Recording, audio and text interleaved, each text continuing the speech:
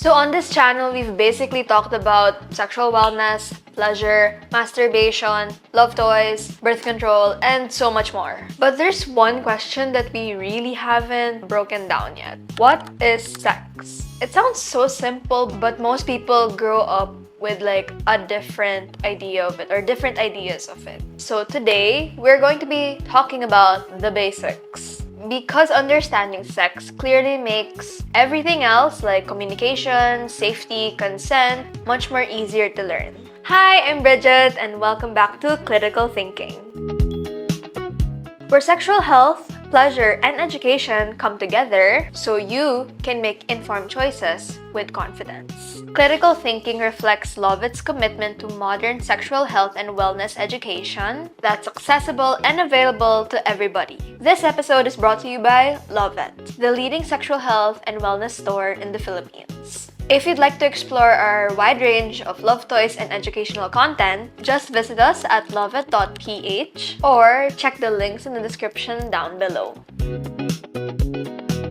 So, what is sex? Let's define it. Sex can mean your biological sex, whether identify as male or female, but we're going to be talking more about the activity in this episode. In simple terms, sex is an intimate activity that may involve pleasure, emotional connection, sexual stimulation, or reproduction. And it's not just limited to one act. That doesn't mean that there's only one type of sex or sexual activity out there. In fact, there are a lot of them. It can be penetration, vaginal or anal, oral sex, solo play, so masturbation, outer course, so anything outside of your body, mutual stimulation, and so much more as long as they're consensual. And with that, sex is not a fixed act. That's why most people have a different definition of it. Some focus on penetration, others focus on intimacy, then others on pleasure or intention. And honestly, none of these definitions are automatically wrong. What matters is consent, respect, and mutual understanding between partners involved.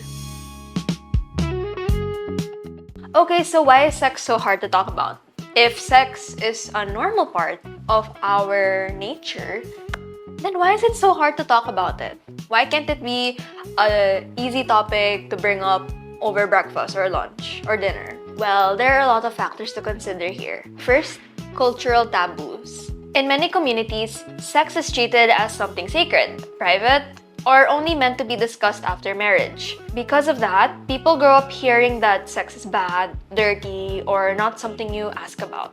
The problem is, if people can't ask questions, they'll continue to be curious, eager to know about all these different things around sex. But because of cultural taboos, depending on the community they're in, they'd rather look for answers elsewhere. And sometimes that somewhere else is not really the most reliable source, aka pornographic videos. Especially in a time where social media is so prominent and so fast and accessible, people can easily just type porn videos and then there'll be like a lot of suggestions for them. But yeah, if anything, you're not really sure if the source of porn you're watching is ethical, and well, porn is over-dramatized. It's not real. It's just a performance. Second, stigma. A lot of people feel shame around sexual curiosity, especially women, queer people, unmarried people, and anyone whose experiences don't fit what society considers acceptable. In fact, some people get judged just for having sex. Others get judged for not having sex. And honestly, that's a lot of pressure for something that should be personal. And it's also like a losing battle. If you're having sex, get judged. Not having sex, you're also getting judged. So there's really like no middle ground here. And third, there's just limited sexual education, or rather limited proper sexual education. Most people only learn the warnings, but they don't really understand it. Don't get pregnant! Don't get an STI. Girl, just don't do it. And while safety is important, sex education should not only be fear-based. Sex is something many people may engage in later in life as adults. It's inevitable. So it helps when young people are already taught age-appropriate lessons early on. The goal here is not to encourage students to have sex. The goal is to help them understand their bodies, making safer choices, and build healthier attitudes around relationships and intimacy. And lastly, there's that fear of vulnerability. Honestly, I can relate. Do you relate? Let us know in the comments. But sex can feel personal. In fact, it is personal because it involves your body, especially like your naked body, your boundaries, your desires, and sometimes your emotions. You're literally putting yourself out there, like everything about you, you're giving it to this person or persons. So it really makes sense why people feel awkward talking about sex, but awkward doesn't mean impossible. It just means we need better conversations, better and open conversations. Why people have sex? Well, why do they have sex? There are a lot of reasons behind this. And those reasons can change depending on the person, the situation, the relationship, or even the stage of life that the person is at. The first reason is attraction. You may feel drawn to someone physically, emotionally, intellectually, romantically, or all of the above. That attraction can create curiosity and desire for closeness. Another reason is pleasure. Sex can feel good physically, emotionally, or just like all of the above. It just feels good. For some, it feels playful, exciting, calming, or intimate. For others, sex may just be pure enjoyment to them. And during orgasm, the body releases chemicals like serotonin and oxytocin, which are linked to pleasure, bonding, and mood. And don't forget endorphins, because sex is like a workout, and it's when you release endorphins, it just makes you feel so much better. They release feel-good hormones, as they say. Pleasure is a valid reason to have sex as long as it is consensual, comfortable, protected, and respectful. For some people, sex is a way to get closer to a partner. It can express desire, attraction, affection, lust, or emotional intimacy. Now, hear us out. Sex is not a requirement for a relationship to be meaningful. Some relations include it, others don't, and that's okay, and it's also valid. Some people want it often, some rarely, and others, not at all. What matters here is that the partners involved understand each other and their needs and boundaries. Sex can also help you understand your body, including through solo pleasure. Masturbation. Exploring yourself helps you learn what feels good, what doesn't feel so good, and what your boundaries are. There's power in knowing who you are and what you're into. That self-awareness can help you communicate your needs, desires, and boundaries to your partner, if applicable. That self-awareness can help you communicate better if you choose to be intimate with someone. For some people, sex or self-pleasure helps them relax, unwind, cool down. Arousal and orgasm include hormones like dopamine, oxytocin, and endorphins, which are linked to pleasure, bonding, and relaxation. But note, sex is not the only way for you to manage your stress. And it should never feel like an obligation and that anyone is obligated to have sex with a partner. Sex can also be for reproduction. For those who want to conceive and have a baby, penis in vagina sex can lead to pregnancy. When sperm cells from a male meets the egg cells of a female. But not all sex is for reproduction. As mentioned earlier, many people have sex for relaxation, enjoyment, stress relief, exploration, or intimacy without wanting pregnancy, which is why birth control, protection, and communication matters here. Now, let's talk about the body when it's experiencing sexual arousal. This is often explained through the sexual response cycle. According to Cleveland Clinic, the 4 phases of the sexual response cycle are desire or excitement, arousal or plateau, orgasm, and resolution. But we all have different types of bodies. Every body is unique. But not everyone experiences these phases in the same order, intensity, or time. Some people may skip phases. Some people may take longer in certain phases. In others, sadly, they may not even reach an orgasm. Tragic. Some may feel desire at first, while others feel the arousal first. Regardless, all of that is normal. The first phase is desire or excitement. This is when someone starts feeling mentally, emotionally, or physically interested in sexual activity. It can be triggered by touch, attraction, fantasy, emotional closeness, kissing, conversation, or other forms of stimulation.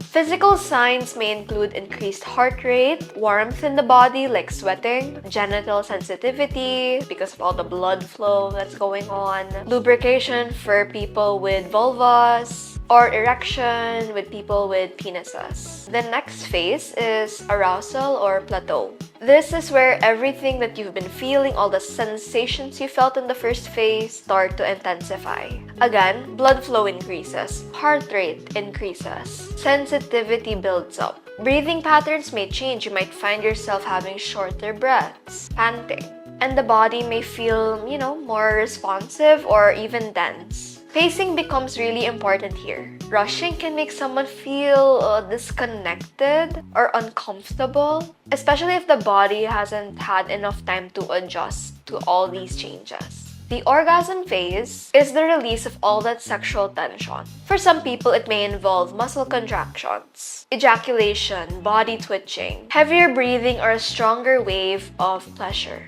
But hey, here's something important. Orgasm is not the only measure of good sex. The last phase of this sexual response cycle is resolution.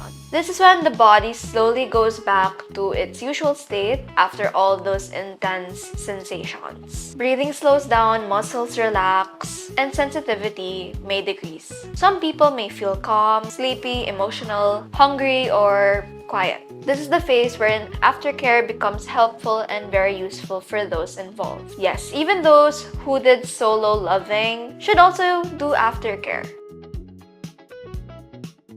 A sexual experience is not just or limited to the main act. The real reason why you and your boo are together. Sex usually has different parts going on, and each one of them matters a lot more than you think. Foreplay is usually the first building block of sex, and it usually involves activities that build arousal. At the same time, your body also feels a lot more comfortable and starts anticipating for what's to come. Foreplay can include kissing, touching, hugging, cuddling, hand-holding, giving each other massages, complimenting each other, teasing one another, and even dirty talk. Foreplay can either be physical or verbal, just as long as those involved feel okay and comfortable with it. Using love toys, just using whatever they have on hand to set the mood to a more relaxed and intimate one. But remember, foreplay is not just a warm-up. For many people, it is a key part of intimacy that helps your body prepare and helps partners involved feel more connected and comfortable. The main act usually refers to any sexual activity that the people involved agree to do. It can be penetrative or non-penetrative, solo or partnered, and may involve hands, mouth, genitals, toys, or any other forms of stimulation. What matters is not the label, but whether it's consensual, safe, respectful, and wanted by those involved. Aftercare is the care and reassurance that happens after sex. It is usually given and received by the partners involved or partner if you're doing it solo. Aftercare is so important because it's the phase of sex that just helps you transition from a very emotionally high state to a more calm and regulated state. Without it, it's possible that you may fall into a spiral of negative emotions. We don't want that, right? Exactly. Anyways, there's so many ways to practice aftercare after sex. It can include checking in with one another, debriefing with one another, giving each other water, showering together if you're romantic, cleaning up, talking to one another, resting, giving each other reassurance, or simply staying close to one another physically. Some people may need closeness. Others need space. And some just want to laugh or do something. All of these suggestions are valid. Whatever you do, it's okay. If it works for you, then it works for you. The goal here is to make sure that everyone feels safe and grounded after sex. Now, let's talk about safety. Because sex education should not scare people, but it should prepare them. Use barrier protection, like condoms and dental dams, can help reduce the risk of sexually transmitted infections. Condoms can also help reduce the risk of pregnancy when used correctly and consistently. Check the expiration date, store it properly, and learn how to use it correctly. Consider birth control options. This is aside from condoms and dental dams. That's just one aspect of it. If pregnancy is possible and you're trying not to conceive, it helps to know your birth control options. This includes hormonal methods, barrier methods as we mentioned, IUDs, implants, fertility awareness methods, and emergency contraception. The best option here depends on your body, lifestyle, and access. A healthcare provider can help you choose safely. Get tested. STI testing is part of sexual health, and there's nothing to be ashamed of. Some infections don't show symptoms right away, so testing helps you stay informed and protect yourself and your partner. Also, it can give you an early diagnosis if ever there is an STI within your body, and you can get it treated right away. Use lube when needed. Lubricant or lube can make sex much more comfortable by reducing friction due to its smooth texture. Water-based lube is a safe default since it works with most condoms and toys. It is especially helpful for activities where the body does not self-lubricate, like anal or backdoor play. Communicate before, during, and after sex. Talk about what you want, what you don't want, means of protection, boundaries, testing, and expectations. Those are some of the things you can talk about. There are so much more things, but these are the ones that we want to highlight the most. Think of them as your non-negotiables. It may feel awkward at first when you talk about these things with a partner, but guessing is not safer than asking. Build clear communication, builds trust.